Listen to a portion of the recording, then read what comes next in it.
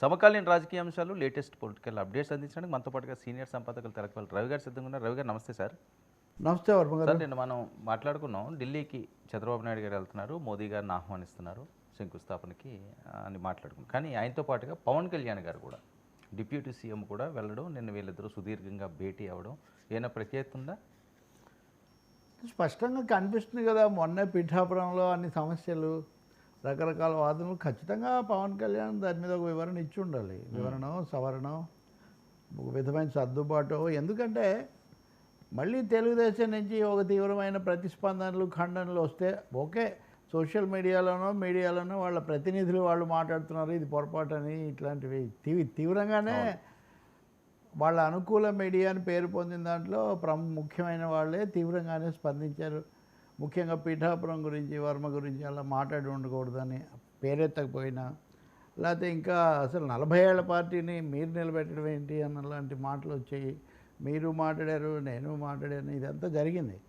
బహుశా వీటన్నిటి దీని తర్వాత కూడా నాగబాబు నుంచి కానీ ఏ ఒక్కరి నుంచి ఏం సర్దుబాటు రాకపోగా కొంతమంది దీని మీద మళ్ళీ కౌంటర్ ట్రోల్స్ చేయడము, లేదా పవన్ కళ్యాణ్ అంటమే చాలా అనవసరమని, అందరూ సనాతనం ఇదంతా ఎందుకు ఎత్తుకుంటారు అంటుంటే, కాదు అవతల మత రాజకీయాలు చాలా ఎక్కువగా ఉన్నాయి కాబట్టి ఆయన ఇలా మాట్లాడడం చాలా అవసరమని ఒకటి కాదు, ఎవరికి తోచిన పద్ధతిలో వాళ్ళు సమర్థించే ఒక పెద్ద ప్రయత్నం. అంటే ఒక డిఫెన్స్లో ఉన్న జనసేనను కాపాడే ఒక పెద్ద ప్రయత్నం జరుగుతుంది. ఈ సమయంలో బహుశా పవన్ కళ్యాణ్ ఖచ్చితంగా, ఆయన నిన్న అసెంబ్లీకి కూడా అటెండ్ అయ్యారు. మీరు చూస్తే కనుక అసెంబ్లీకి కూడా అటెండ్ అయ్యి చాలా జాగ్రత్తగా జవాబులు చెప్పి, ఓటీ 2 సార్లు నవ్వి కొంచెం ప్లీజ్ చేసే ఒక ప్రయత్నం గట్టిగా చేశారు. సాయంత్రానికి వెళ్ళి చంద్రబాబుతో కూర్చున్నారు.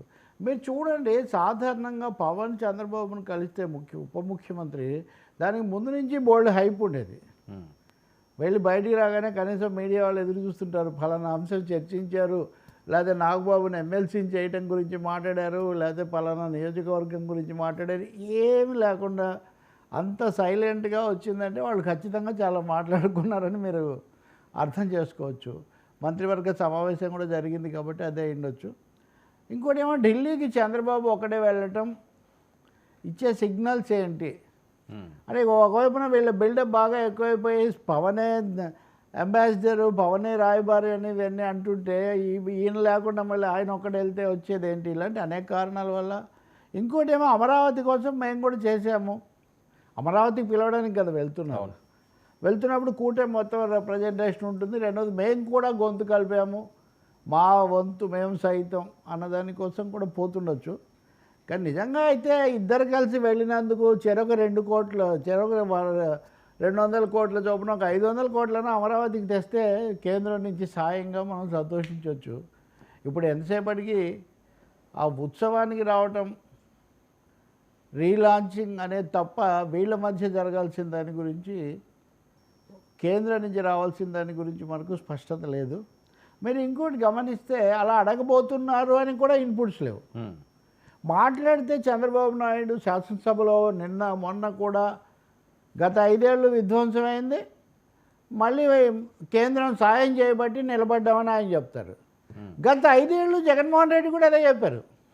గత 5 ఏళ్ళు జగన్మోహన్ రెడ్డి కానీ ముఖ్యమంత్రిగా, ఆర్థిక మంత్రిగా బుగ్గన రాజేంద్రనాథ్ రెడ్డి కానీ, నిర్మలా సీతారామన్ కలిసాము, అవి వచ్చాయి, ఇవి వచ్చాయి, చాలా వచ్చాయని. అప్పుడు మీరు కనుక చాలా పబ్లిక్ మెమరీస్ టూ షార్ట్ అని పక్కన పెట్టేస్తుంటారు. వైసీపీ అనుకూలంగా ఉందని, అవసరాన్ని మించి కేంద్రం ఇస్తూ ఉంది అని అనుకూలమైన మీడియాలో కథనాలు రావడం కూడా మనం చూసాం. ఎందుకు ఇస్తారు అసలు, ఇంత దుర్వినియోగం చేస్తుంటే మీరు ఎలా ఇస్తారంటే, వాళ్ళు చెప్పారు ఇచ్చారని, వీళ్ళు చెప్తున్నారు ఇచ్చారని, ఇద్దరూ చెప్తున్నా కానీ అక్కడ జరిగింది ఏమన్నా ఉందంటే జరిగింది మాత్రం ఏమీ లేదు. ప్రధానమంత్రి మరి వస్తే, నేను నిన్నే అన్నాను కదా, ఈసారైనా మట్టి నీళ్లు కాకుండా కాస్త గట్టి సహాయం అందే పద్ధతి ఏదైనా చూడండి మహానుభావాన్ని వీళ్ళు అడిగితే చాలా బాగుంటుంది. మూడవది, మొన్నటి పిఠాపురం నేపథ్యంలో మరి కూటమి ఐక్యతను చాటే ఒక మాట, మెసేజ్ వాళ్ళు ఏమైనా ఢిల్లీలో ఇచ్చే ప్రయత్నం కూడా చేయొచ్చు. ఎందుకంటే కేవలం రాష్ట్రానికే పరిమితం కాకుండా జాతీయ స్థాయిలో పవర్ను ప్రొజెక్ట్ చేసే ఒక ప్రయత్నం వాళ్ళు చేశారు కాబట్టి, ఇది జనసేన వాళ్ళు, చంద్రబాబు కూడా అవసరం ఉంది కాబట్టి, అలాంటి జాతీయ స్థాయిలోనే ఇచ్చే ప్రయత్నం చేస్తారా అన్నది కూడా మనం చూడాలి. సార్ ఇప్పుడు ఏదో చాలా బ్రేకింగ్ ఒకటి మనం చూస్తున్నాము. అసెంబ్లీ హాల్లో చాలా ఇంట్రెస్టింగ్ సీన్ ఒకటి కనిపించిందట. ఏట పవన్ కళ్యాణ్ గారు వెళ్తుంటే బొత్స గారు వాళ్ళు ఎదురుపడ్డారట. ఓకే, ఎదురుపడి పవన్ కళ్యాణ్ గారు మీ ఆరోగ్యం ఎలా ఉంది అని చెప్పి కుశల ప్రశ్నలు వేసుకున్నారట. మంచిదే కదా.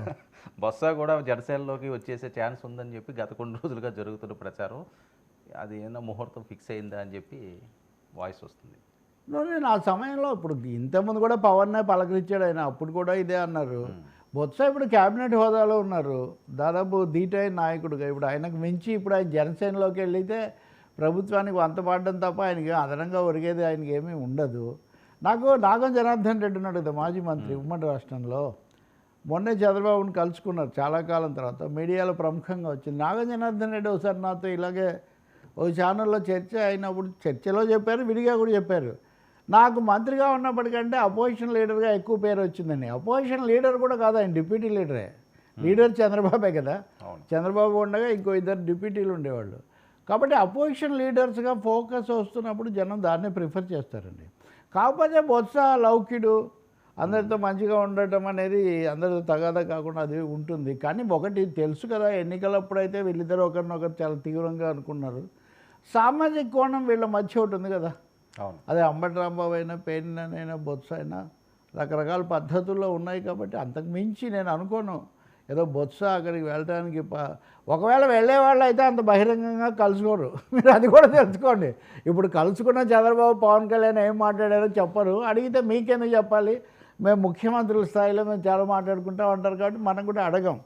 కానీ ఇక్కడ బహిరంగంగా అది మామూలు మర్యాదపూర్వకమైంది అయి ఉండవచ్చు, మీడియా కోసం కొంచెం మేత ఇద్దామని కూడా అనుకోవచ్చు, అంతే. సరే, ఏంటి చంద్రబాబు నాయుడు గారు బొత్స అండి, మీరు అనుకుంటున్నారు బొత్స రాష్ట్ర విభజన సమయంలో ముఖ్యమంత్రి కావాలని గట్టిగా ప్రయత్నించిన వ్యక్తి. అందుకోసం రాష్ట్ర సమస్య మీద కూడా తొందరపడి మాట్లాడకుండా చాలా అటు ఇటు రెండింటిని బ్యాలెన్స్ చేస్తూ ఢిల్లీలో కూడా తను పర్సనల్గా ఒక పవర్ పాయింట్ ప్రజెంటేషన్ ఇచ్చి వచ్చారు. అంటే ఆయన అంబిషన్ అండి, ఆయన లెక్క అనండి.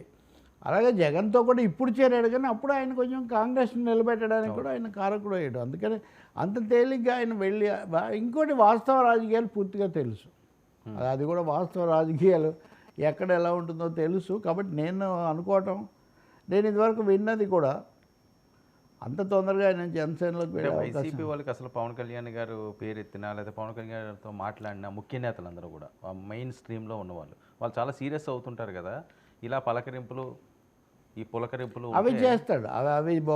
అది బొత్స తప్పకుండా చేస్తారు ఖచ్చితంగా. దాన్ని అర్థం చేసుకోవాలి, జగన్ కూడా నేర్చుకోవాలి. అలా మర్యాదపూర్వకంగా మాట్లాడటము, పరస్పరం కుశల ప్రశ్నలు వేసుకోవటము, దానివల్ల వచ్చే సమస్య ఏం లేదు కదా. కానీ ఆయన ఎప్పుడూ అది లేదు ఎందుకో. అంటే జగన్ ప్రతిపక్ష నాయకుడిగా ఏదో హైదరాబాద్లో అసెంబ్లీ ఉన్న రోజుల్లో ఒకసారి పుట్టినరోజుకు చంద్రబాబు నాయుడు, దేవినేని అందరూ వెళ్ళి ఆయనకు శుభాకాంక్షలు చెప్పడానికి వెళ్తే చాలా క్యాజువల్గా, చాలా అర్థమనస్కంగా స్వీకరించడం గమనిస్తాం అనమాట మనం. అది అంతే, ఇంకది అదే మారే కేసు కాదు ఆ విషయంలో. సార్, చంద్రబాబు మాట నిలబెట్టుకోలేదా? సోషల్ మీడియాలో గత 3-4 రోజులు పెట్టి ఇదే ట్రోల్. వరం ఏదో రివర్స్ అయ్యారు, ఆయన అసంతృప్తిలో ఉన్నారా? నాగబాబు కామెంట్స్పై వర్మ రైలు పోతున్నట్టు వస్తున్న సమాచారం. అంటే మీడియా, సోషల్ మీడియా వాళ్ళే ఇంత